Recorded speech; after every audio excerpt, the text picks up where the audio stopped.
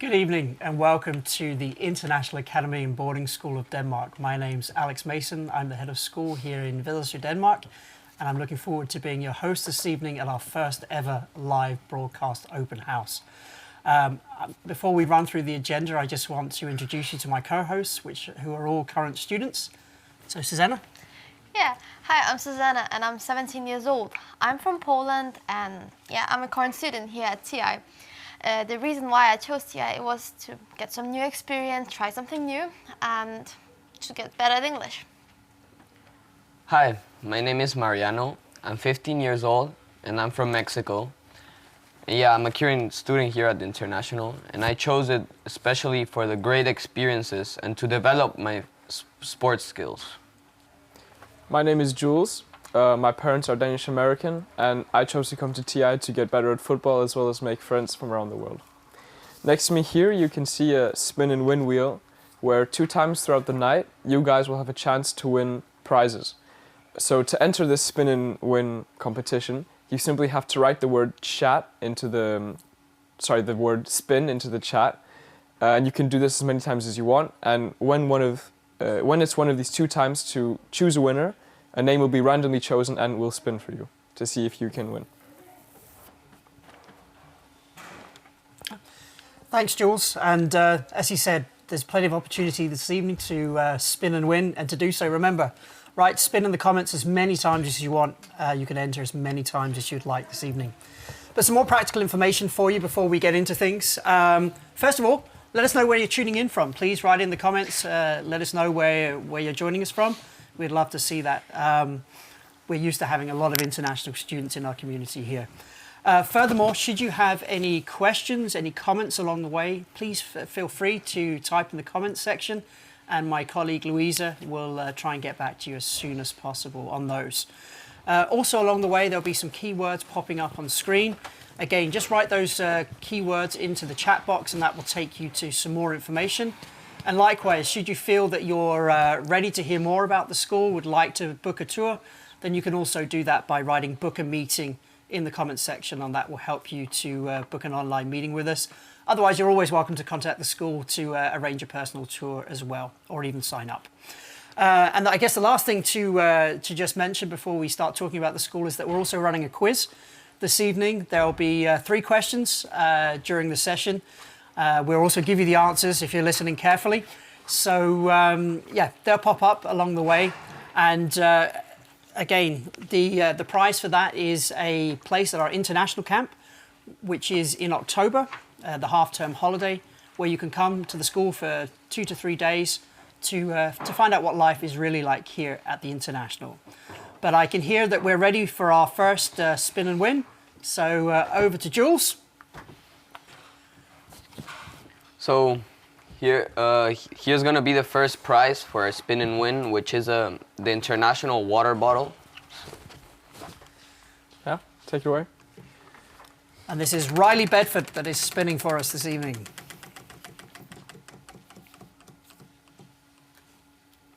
Congratulations. Yep, so well done, Riley. There's a water bottle on the way to you, and at the end we'll get your details so we can send that to you as soon as possible. So, once again, welcome to the International Academy and Boarding School of Denmark, part of Danish Efterskole here on the west coast of Denmark. We're located in a beautiful part of Denmark on the west coast in the central region, just 5 kilometers from the sea. And we've been here ever since 2016, where we established Denmark's first international efterskole. And some of you may be asking, what is an efterskole? Why does he use this strange Danish word? Well, it doesn't really translate into English, but hopefully we can explain to you this evening what makes our type of boarding school here in Denmark so unique. We are a multinational environment where everything takes place in English. You'll have the opportunity to meet your world. Amongst the 80 students that we have in the English-speaking department here, we have, just this year as an example, 30 different nationalities represented. But we're also wanting to develop you personally. We want to give you an opportunity to develop your skills and, of course, gain academic excellence as well as intercultural competence as well. As I said, we're located here in Vedersø. It's a small village, and We're not alone here either. We share our facilities with a Danish boarding school that has around 160 students in the Danish 9th and 10th grade. So that's predominantly students aged between 15 to 17 years old who spend a year of their lower secondary, the final year of lower secondary education with us before moving on to typically the Danish high school or the IB program. But you'll hear more about that later, the opportunities for after the year. It's obviously a boarding school, so we provide all the meals here on campus. We do provide and cater for different dietary requirements with the exception of vegan, and that's because unfortunately our kitchen does use a lot of milk and dairy products in their food. So that is something to be aware of, but we do cater for religious diets. We also cater for vegetarian as well. So I thought that was just important for some of you to know. And again, remember, if you do have any questions, please post them into the comments section. Remember the keywords should you want to know any more information. And remember, you can always book a meeting. But I believe it's time for the first question. Hopefully you remember when the school was founded almost 10 years ago.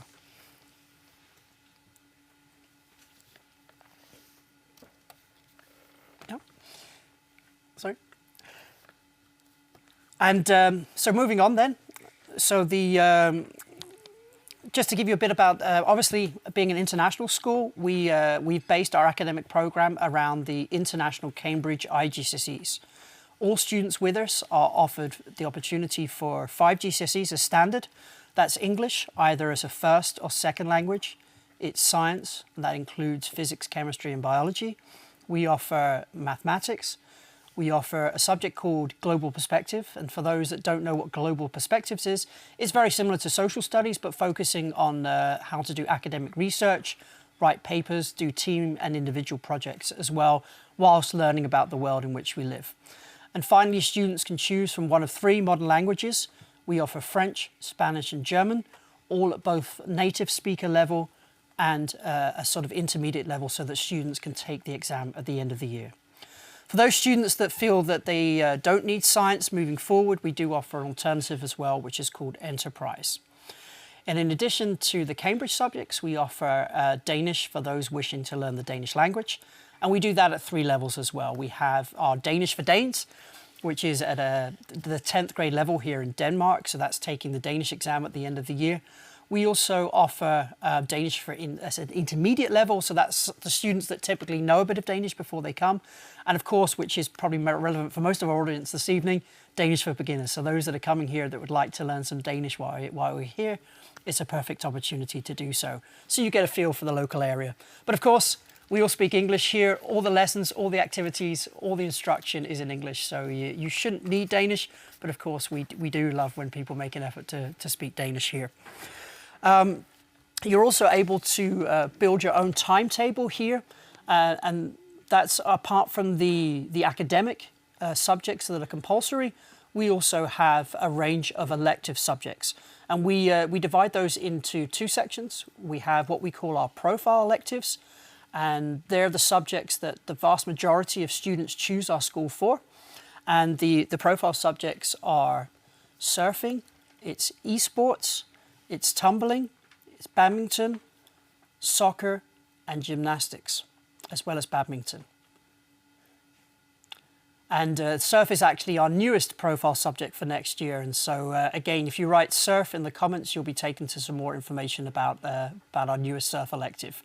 And some of you may be asking, surfing in Denmark? Yes, it is possible.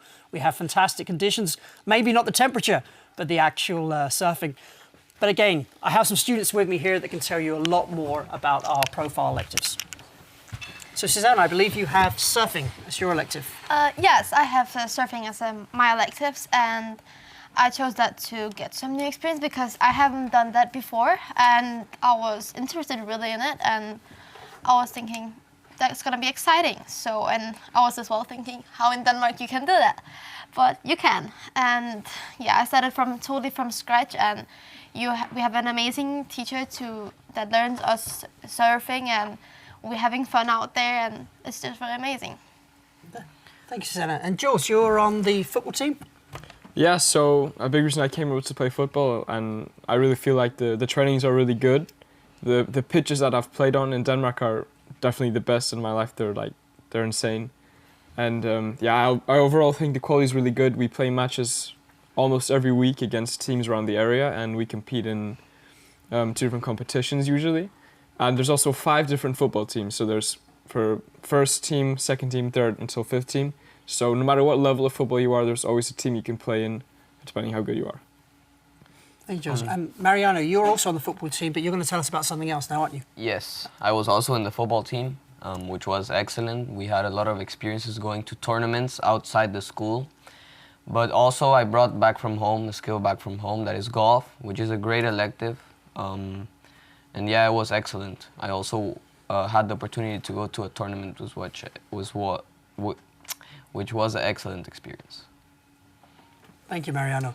And our golf instructor is actually going to be joining us later to run through some of the other things that we have here on campus.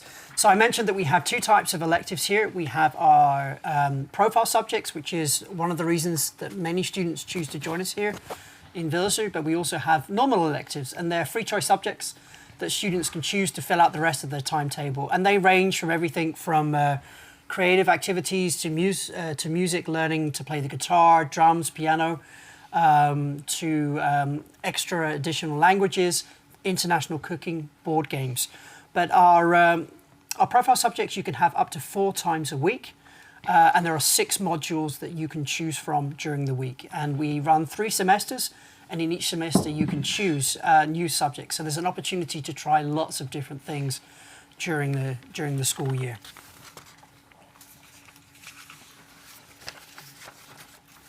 So I believe there's time for the next quiz question, which is how many times per week does a profile elective take place?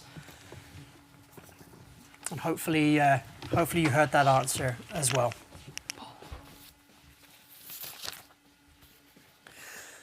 As I mentioned before, I'm going to be joined in the studio by our golf expert. That's one of his many talents, all the way from Northern Ireland, my good colleague Paul Friel.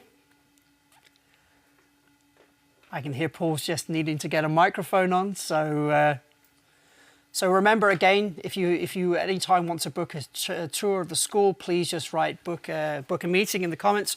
Or if there's any of the other profile subjects, please just write the keyword for that subject: surf, tumbling, etc. And hopefully that will take you directly to more information. Anyway, better late than never. The young man himself, Mr. Paul Friel. Thank you very much. I finally made it. Whoops. You coming from the golf course, Paul? Actually, I did go down and hit some balls today, Alex, yeah. Wonderful. The weather hasn't been great today, though, and that's one of the things I guess students have to live with here in Denmark, Yeah. is the bad weather out here. Actually, I play golf in Holmesland Clip, which is a 20-minute drive, so it's easy to take the students down and play golf. But anyway, my name is Paul Friel, as Alex said. I've been teaching here since the school opened the doors in 2016. I'm responsible for English. And as well as teaching English, I also am the student counsellor. So along with Alex, I have an overview of the well-being of our students. And I also am the careers counsellor for those students who wish to study an IB programme when they leave here. Yeah, because as I mentioned at the beginning, we have this special concept here in Denmark, which is an Efterskole. It doesn't translate directly, but it's a type of boarding school. But it means that we really can benefit from having the students 24/7, both during the day, in the evenings, and the weekends. And we build our timetable and program around that fact. And so whilst we pride ourselves on academic excellence here at the school with the Cambridge program, and students can get internationally recognized qualifications, it is also about giving the students a holistic approach to education, getting to know about themselves, learn about themselves, their interests, and personal development. And Paul, like you said, your role is student counsellor. Yeah. So how do we take care of our students here? What do we do to help them? Really, that process begins before students arrive at the school. I go through all the student questionnaires that families have filled in, and I then allocate each student to a member of staff, and that becomes a contact group. And it's helpful to know maybe where people are from. For example, a very simple one would be maybe some Spanish-speaking students will go with Consuelo because she's a native Spanish speaker. And anybody who comes from Ireland, they automatically go into my contact group. I have to say that. Home away from home. Yeah, exactly. Yeah. And contact group, we have contact group meetings weekly. And that can take the form of a group discussion with your contact teacher or one-to-one discussions regarding your academic progress, how you're getting on in school, are you making friends, what's it like to share a room with 4, 5, 6 strangers. So, and we have weekly meetings to deal with that. We also, Alex, as you well know, we get opportunities to take the students out of school. So next week, for example, Consuelo and I are taking our students down to Vedersø, where we're going to an outdoor swimming pool, and we'll probably buy them ice cream, I think. Yeah. Or other occasions, I will take students back to my house, as I live close to the school. And that's one of the great things about an Efterskole. You actually can go back to your teacher's house and enjoy some free time there as well.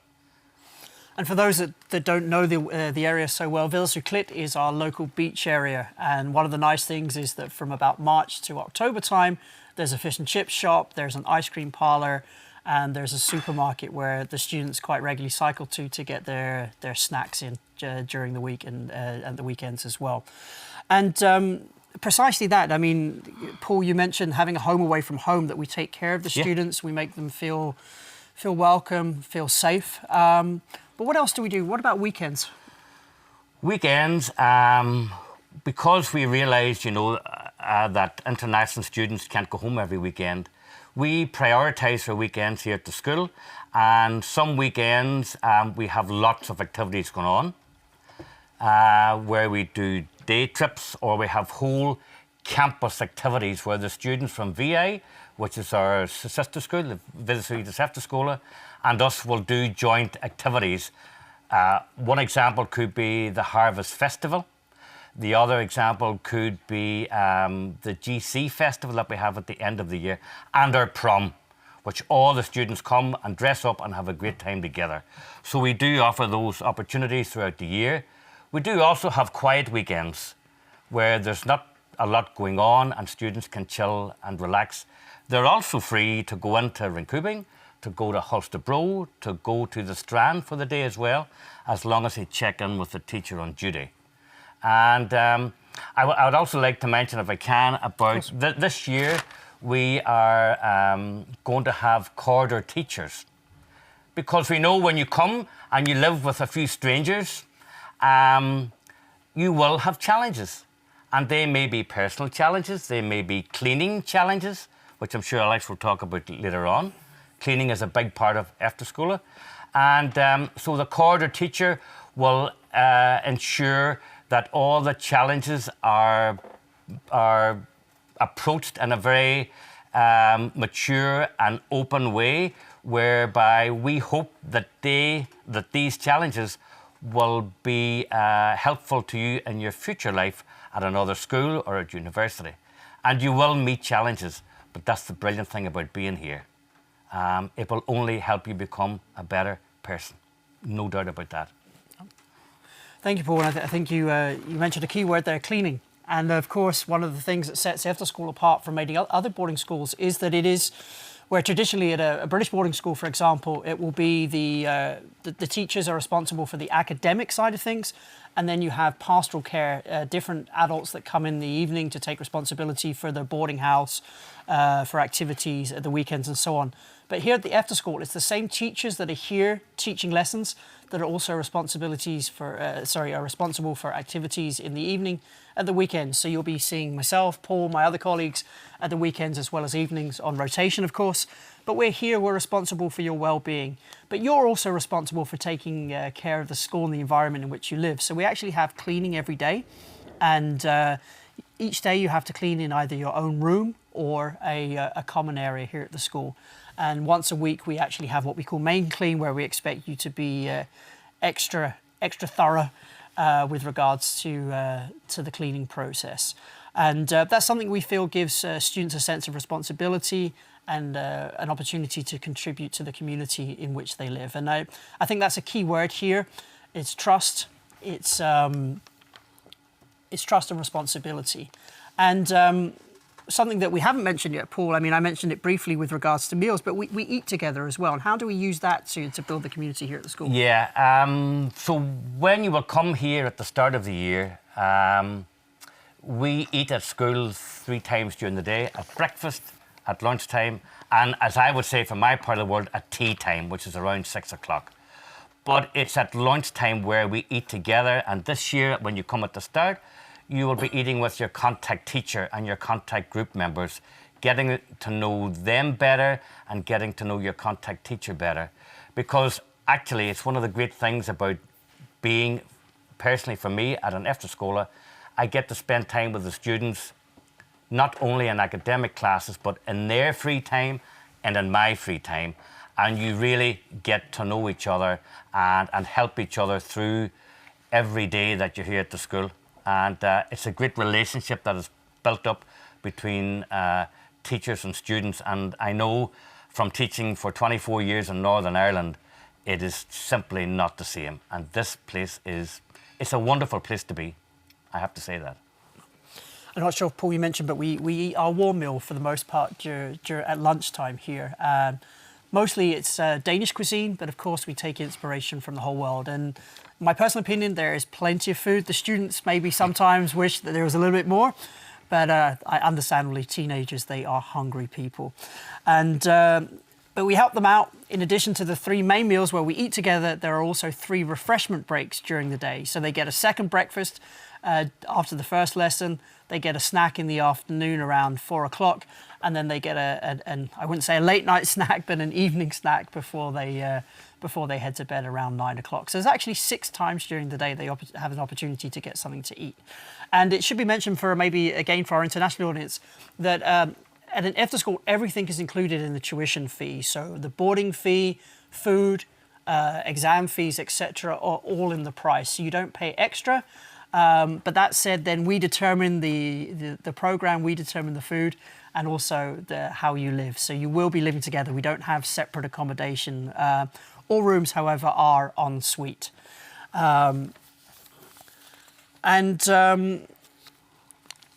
Just referring to my notes here, sorry, just to make sure we've got everything paused. Is there anything I forgot at this stage? I mean, the only thing that occurred to me, Alex, was that, again, one of the quirks, but one of the beauties about an Efterskole is when you come here, you will spend 1 week of mornings in the kitchen, helping to prep the food, clean up after yourselves, and see how the food is made. And hopefully you will appreciate the food better. And then after a week of mornings, you will also spend a week of evenings.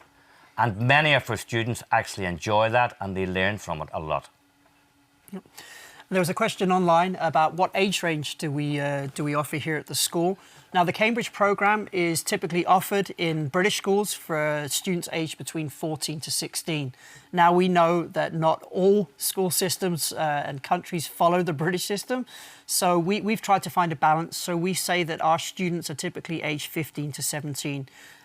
We are a lower secondary school. We are the GCSE years. Typically, students will join us between the ages of 15 to 16 to complete what would have been their year 11 in the UK British system. But again, should you wish to know more about how we relate to the different systems, please feel free to contact us, write in the comments, book a meeting, and we'll be more than happy to tell you how to apply, how that works in your systems, how you can use it going forward. And Louisa will also be happy to help answer those questions as well. So a great question as well. So Paul, I think, is there anything else you'd like to add? No, I mean, I think we've covered about contact groups, corridor, the role of the corridor teacher, and possibly finally, you will at some stage leave our school, and that's when I will step in. If you're thinking about continuing your education in English, then the IB program is available here in Denmark. Education is free in Denmark, and we have a close collaboration with quite a few IB schools here. So I will only be too glad to help you get to your next step once you've left here. Yeah, and that's for students from the EU, isn't it? Because yes. if they come from outside of the EU, you have to have a study visa in order to study here, and that has to be applied for through the Danish authorities, and that gives you the right to be here for just 1 year. So if you're from outside the EU, There's a little bit of a different application process. Mariano knows all about that. We would love to keep him here for another year, but he's going to have to move on. We wish him well. And of course, again, contact us. We'll tell you all about that process. We help with that process, and we can guide you through the application as well. So, but now I'm being told it's time for our second spin and win. And the lucky participant this time. I can see there's a greeting from an old student for you, Paul. Thank you, Misa. Our dear Misa. Paul is the best contact teacher. Misa, we miss you as well. It was great to see you back at All Students Day a couple of weeks ago. But our spinner is not Misa. It is Michael Bain. There you go, Michael. Good luck. Yes, this is now we will get the chance to get the nice, amazing T-shirt from our TI. And we hope you will win it. Yep.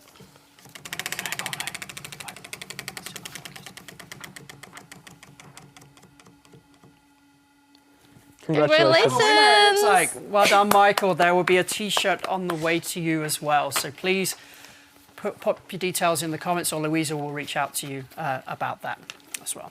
So thank you, Paul. Thank you, Joyce. And hopefully you'll be seeing many of these people in person. I really hope so. Very soon. Obviously, apart from our profile subjects, another draw of the international is our international environment.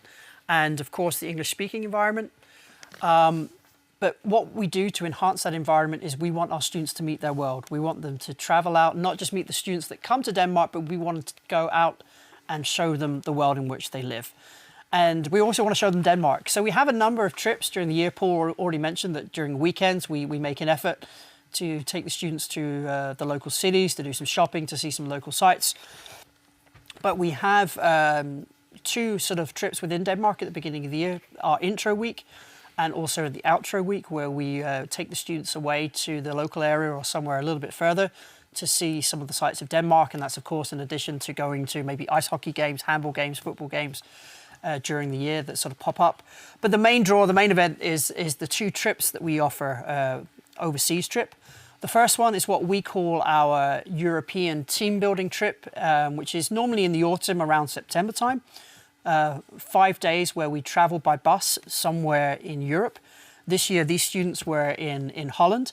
Next year, we're actually going with our the Danish school as well. So all 260 students will be heading to the Czech Republic. We'll be heading into the Bohemian Paradise, close to the Polish border as well, to do some team building activities in the mountains.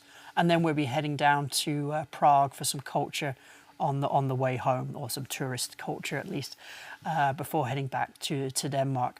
And that trip is included in the fee. And then we have what's known, or we call our world trip. And this is where students get a choice of destinations. And it varies from year to year what destinations we offer, but we have long-running partnerships with Sydney, Australia. We have with a school called Le Jardin Academy in America, in Hawaii. And we have a French school in Guadeloupe. And those schools are our sort of current partners that have a homestay element. This year, we were also in Malaysia and Singapore, where we also have a partner school in Singapore. So we're hoping, again, that's an opportunity that our students will have for many years to come as well. Those trips all have a fee associated with them, which is currently 18,000 kroners. That's 18,000 kroners. And that's predominantly to cover the expensive airfares it is to travel halfway around the world to Sydney, to Hawaii. Full value for money, if you ask me, but of course I'm going to say that. But it does give you 2 weeks abroad, and that includes, again, everything. That's entrance fees, that's your travel costs, that's accommodation, and that's also reciprocal agreements as well as the food, of course. But for those students that maybe don't want to pay the fee, or more importantly, maybe just feel that being closer to home is more interesting, or for whatever reason aren't able to get visa or travel documents for said countries, then we always offer a free trip in Europe for about 2 weeks as well. This year, the students spent time in the south of France, and they also went to Barcelona in Spain over that 2-week period. And again, it's better that the students themselves tell about their experiences. So, Mariano, are you starting on the European trip you were on, weren't you? Yeah. So this year I went to a European trip, which was amazing. First, we went to Marseille in France, which for me the best part was hiking up a mountain and then looking the ocean from on top of the mountain and then seeing like a small city in the middle of the mountain. That was my recap of Marseille. And then on Barcelona, I went with 2 of my friends to the Barcelona stadium to watch the football, which was amazing. Did they win? Yes, they They won. did. Excellent. Oh. And Susanna, you went to Australia. Yes, I did, and it was really amazing. I mean, the school is really amazing. The family I was in, it was amazing. I felt as a part of the family, and yeah, we saw amazing stuff. I mean, Opera House, the kangaroos in the wildlife symbiont zoo. We saw it was amazing, and as well swimming in the pool next to the harbor. Some of us did harbor bridge climbing. I mean, a lot of nice stuff, amazing, exciting stuff. And it was an all-girls school that they wear school uniforms down there, don't they? Which is Yes. a bit different to us in here in Denmark. So how did that Yes. feel? I mean, for me, a little bit different because, again, it's not something I have tried. And in the start, we were not allowed to wear any short sleeves or anything. We had to wear something that was down to our knees or longer. So it was something different. So I think as well, you should be open to try some new stuff. It was that's why I think I should I tried like Australia. And maybe just for our audience, for some clarification, we don't wear school uniforms here in Denmark, especially not here at the Efterskole. You're allowed to show and express your individuality here. Of course, we do have certain expectations of how you come dressed to class and activities. So the fact that we're all wearing branded merchandise this evening is just more for your sake and a bit of advertising. But yeah, we do travel to schools that do have school uniforms as well. And Jules, you went to France, to Guadeloupe. Yeah, so Guadeloupe is a small French island in the Caribbean. And yeah, we went there for 2.5 weeks, and we spent 1 week staying with like a homestay partner, and we traveled with them around their school day, and we learned how a French school works and how they live day-to-day life in a small Caribbean island, which I thought was really cool.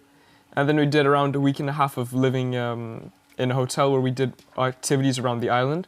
And if I was to choose a favorite part, I think it would be, we did like a boat day where we went to one of the smaller outer islands, which was a protected area, and there was just so much animals and wildlife, and we could snorkel with sharks and turtles, and yeah, it was really great. Yeah, so there must be something about visiting islands as part of part of being at the international, because obviously Australia's a rather big island. It's a whole continent, but we're obviously actually heading to an island in a couple of weeks' time. You guys have nearly finished this school year, 2 weeks to go.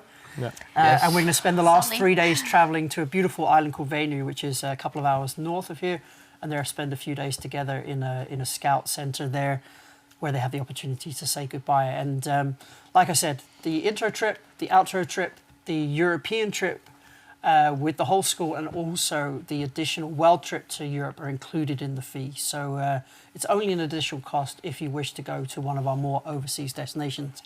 And who knows where we'll be travelling to in the next few years. But for now, Australia, Guadeloupe and Hawaii are the mainstays for the coming years, for sure. So thank you, guys. Thank you. Thank you, Alex. Thank you for your insights into those wonderful trips. And I think we're getting towards the end of the session. And should there be any questions, then please write them into the comment box, and we should have some time to take those maybe live, so that it could be the questions and answers could be relevant for all those involved. Does the school have a library? That's an interesting question. Now, obviously, we're in a very sort of digitalized society here in Denmark, so a lot of the materials we used are online. Students are expected to bring a computer with them when they come, and we have access to a lot of online books through different school services here in Denmark. You can't see it, but to my left, we have a small reading library here at the school, sort of free reading books that students can just come at any time and help themselves. They can also then replace it with any books that they've brought along with them, regardless of what language that book in. But we don't have the sort of classic school library, as some of you may know from schools back home, but we have, like I said, access to different online media portals through the Danish educational institutions that we use. And obviously that the Cambridge system is obviously written in hand as well, so there's lots of practice and opportunity to read. How do we choose to focus or what to focus on each year? Yeah, that's actually a really good question. There's too much to choose from, but we try and find the balance, strike a balance between those three things: the academics, the electives, and also the trips. And like I said, students choose us for many different reasons, but many just have a desire to be in an international environment where they have an opportunity to gain an internationally recognized qualification from Cambridge, try new things such as the profile subjects or electives, and to choose one of the many trips. Now, in terms of the choosing profile subjects, as I mentioned before, you have 3 semesters where you can choose different subjects. So we do encourage students to try new things. The only elective that requires a commitment is surfing, because we do need to rent equipment. And there is a small fee attached to that as well, because you're going to have winter wetsuits and so on. But there's more information online, but also if you write surf in the comments, you'll be taking some more information there. How do you choose the trips? Well, the European trip is something that we as a school choose. But the other destinations we will let you know at the beginning of the school year, and then you make a choice. However, the earlier you've signed up to the school, the more likely it is you're going to get your first choice for a world trip destination, because we take roughly 18 to 20 students on each trip, but that number does vary depending on our partner schools, because they're also hosting us when we're there. And there could be that we have extra destinations. So this year we had an extra destination in Singapore, Malaysia, so we were able to spread the numbers. And actually this year all students got their first choice. But it is an incentive to sign up to the school a little bit earlier, because then you are more likely to get your first choice. But what you choose during the year is entirely up to you. But we do try and strike that balance between the academics, the electives, and the other activities you have. But that's also a reason why, as an international school, we only offer 5 GCSEs, because we do want to be credible. We do want to give offer a quality education. We do want to ensure that the students can pass these exams at the end of the year, because most of them are only with us for 1 year. And so if we were to offer 8, 9, 10 GCSEs, which is standard in most international schools, we wouldn't be able to get through the whole curriculum. So we've chosen what we believe are the 5 most important, and the ones that we can see year by year in terms of the IB education, and also abroad, they're the most sought after GCSEs. And I believe there was one more question for the quiz as well. And if you hadn't listened already, it's to do with our different trips. And so remember, the only ones you have to pay for are the world trips to Hawaii, Australia, Singapore, etc., etc. Everything else is included. And what is it you can win by answering correctly? It's a place at our international camp. And for those that are interested in the camp, it is possible also to purchase a ticket for the camp. You can book through our website. It's a small fee to join us for 3 days, 2 nights here at the school in what is the October half-term holiday, which is around the 2nd week of October every year. And a lot of students, they use this as an opportunity to come and try out the school, to get a feel for what it's like to live in the dormitories, eat our food, join the activities, and also to be in an English-speaking environment for a couple of days. So again, we're more than happy to provide more information about that camp. It can also be found online. And do we have a winner? I'm being told we do. And Susanna's coming in with our winner. And Mariana, maybe you'd like to do the honors. Can you tell us who our winner is, please? Okay. Drum roll, everybody. So the winner is Christina Horn. Well done, Christina. And we'll be in touch, and hopefully you'll be able to join us for our international camp, be it this year or next year. The choice is yours. We will sort that out for you. So again, book a meeting if you wish to have a tour, an individual tour, where it's our students that will give you a tour of the school, of our facilities, in addition to what you can see online. If you do have any more questions, please write those in the comment box, and Louisa will get back to you online about those. And like I said, hopefully we'll see many of you in person here soon. thank you for putting up with us. This has been the first live event, so there have been a few teething issues. I for one, have learned how it is to sit behind a studio, so I think I'm going to have more respect for news anchors going forward. And yeah, we just want to say thank you very much for joining us. Enjoy the rest of your evening. And thank you to my lovely co-host, my colleague Paul, those behind the camera as well that you can't see here. Let's Go Live, who are the producers of the show this evening, a wonderful company that's doing a great job helping us out with these live events. And thank you to Louisa and Helen from our marketing team. And as we say in Danish, tak for i dag. Thank you for today. Take care. Hopefully see you soon. Bye, everyone. Bye. Bye. Bye.